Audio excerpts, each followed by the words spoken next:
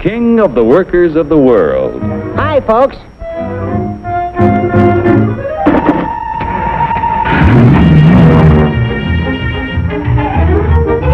Joe's the king because he can buy more with his wages than any other worker on the globe.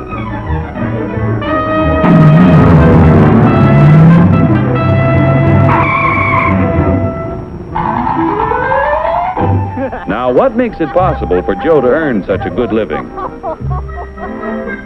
He's no smarter than workers in other countries. Are you kidding? He's no stronger than workers in other lands.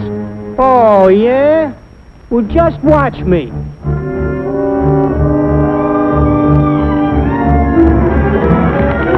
Ow! Just because Joe's an American doesn't mean... Yeah? Well, being an American is the best thing in the... Oh! My back! Sure, being an American is great, but how could you be superior to any foreigner when you or your folks might be any one of a dozen different races or religions? So, if you're no Superman, it must be the American way of doing things that makes you the luckiest guy in the world. I don't think I'm so lucky. You don't? Well, let me show you. Hey, what's that gadget? Television? No, it's a time machine. Just pull that lever. We'll see how people worked 100 years ago. Hey, this I like. Oh, that's too far back. Try again. We want to stop at 1850. Who's the character? That's your grandfather, Joe. Oh. He had to work 69 hours a week to earn a living because he had only inexpensive hand tools and his own strength to help him make things. Your grandfather was a powerful man, yet his strength equaled only 1/10 of a horsepower.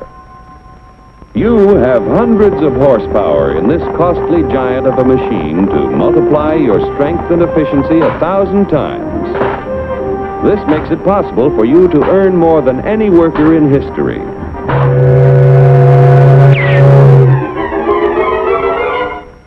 And still have leisure time each day to enjoy life.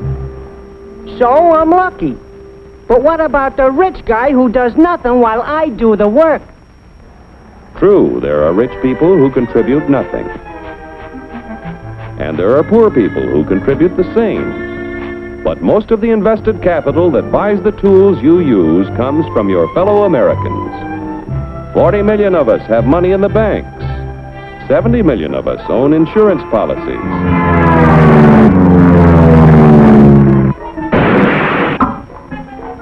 Over 15 million of us invest savings in corporation stocks and bonds, which help to finance industry. Each year, the people of America invest billions of dollars to create new plants and equipment. This invested capital buys the tools which make a man's labor worth more because he produces more.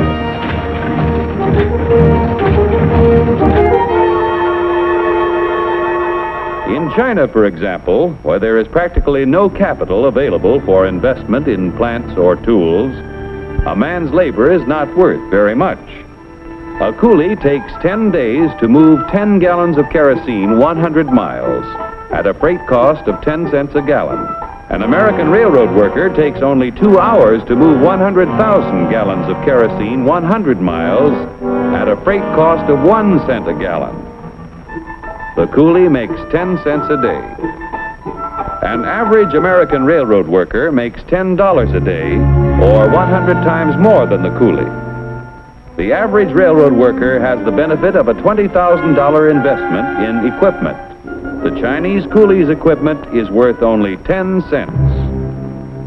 With constant improvement in expensive tools and the skill to use them, the value of any man's labor can be multiplied many times.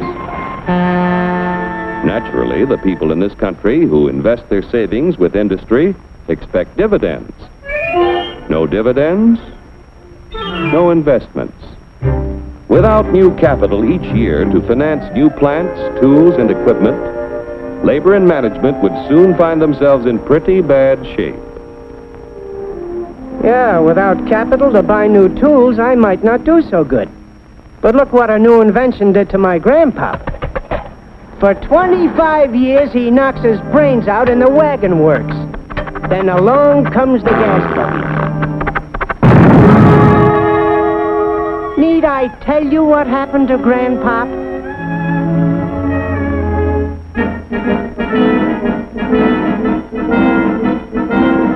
The history of our country proves that new inventions create thousands of jobs for everyone they displace. So it wasn't long before your grandfather had a better job, at more pay for less work. Our industrial progress is largely the result of the competitive struggle between companies to capture the market to increase profits. Huge sums are spent each year to make a better product to sell for less. Yet, regardless of how much money is spent to develop a new idea, there is often failure. When research proves successful, everyone shares in the accomplishment. The business which fails to give the consumer as much value as a competitor gives often goes bankrupt. However, on a national scale, competition gives the greatest good to the greatest number by continually producing more and better goods at lower prices.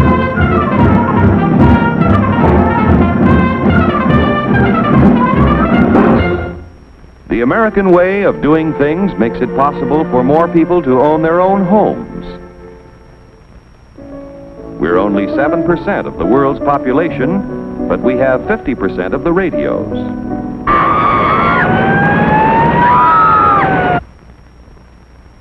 We have 54% of the world's telephones.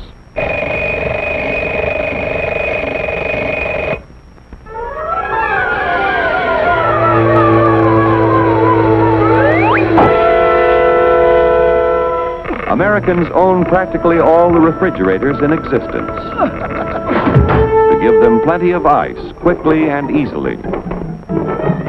Bathtubs, we've got 92% of them. Most of us have the leisure time to enjoy the peace and quiet of the beautiful countryside as we drive about in 72% of the world's automobiles. I told you to turn at the last corner. You don't eat it. You eat it. I know. I want to get a candy bar. Under the protection of our freedoms, American labor, management, and capital, the greatest production team in the history of mankind, have made the United States the industrial master of the world. Capital must continue to provide industry with the funds to create new tools and plants. Labor and management must continue to increase the production of better goods at lower prices so that more people will be able to buy the things that make life easier and happier for all of us. Then Joe will continue to be the king of the workers of the world. You said it, brother.